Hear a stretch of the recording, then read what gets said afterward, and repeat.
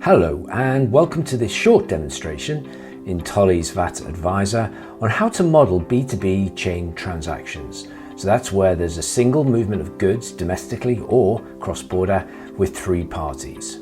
So once logged into Adviser, the first step is to add a third party to the chain supply. And to do that, you just toggle this button. So now we have the supplier of the goods, their customer, the intermediary, and the final customer receiving the goods. Next, we'll tell Adviser where the parties are.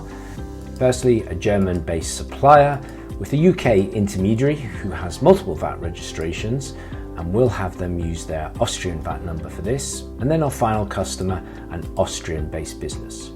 Then tell Adviser the nature of the supply, and we'll pick goods and make the German seller responsible for the transport and confirm it's a delivery from Germany. So we see Adviser is suggesting it's going to the UK GB because that's where the customer is, but we're changing that to Austria. And now Adviser has provided full legislative details of the VAT determination, invoicing and reporting requirements. On chain supplies, it's always helpful to open up this useful infographic for the headlines.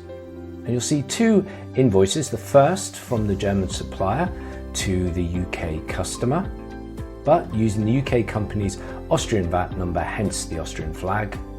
And you'll note the T here, which signifies that we're recognising the transport for the intra-community supply on this leg of the transaction. And then invoice 2, which is from the UK company using their Austrian VAT number to the Austrian company.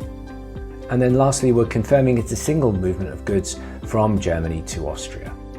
So back to the results, where you can see all the legislative justification for what we've just seen. It's an intra-community supply under the EU VAT directive, and there's the legal reference.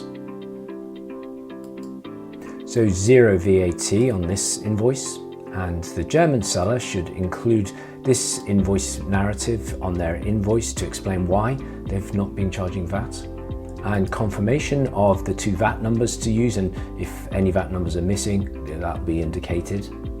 And then we can move to the return. Here it's showing how the German seller should be reporting the transaction in the various boxes of their local VAT return. So it goes in box 41, which is for intra-community supplies from Germany.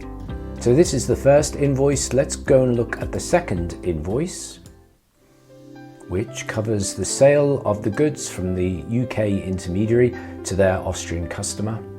And Adviser's telling us this is being treated as a domestic Austrian supply by the UK company to their Austrian customer, which means Austrian VAT is due, and there you can see it in the calculation for the invoice. And that's confirmed with Adviser saying the seller, the UK seller, must use an Austrian VAT number or should have one in place. And then lastly, we see how the UK seller can report all of this in their Austrian VAT return. And here's where they declared the 20% VAT. Now, as always with VAT Adviser, you can share all of this information various ways with your customer, your counterparty, or your clients if you're a tax advisor yourself. You can send them a copy of the transaction within Adviser, save the transaction, create a PDF invoice to email to them, or generate a written summary for tax advice. And that's it. Hope this demonstration of Tolley's VAT Adviser has been helpful.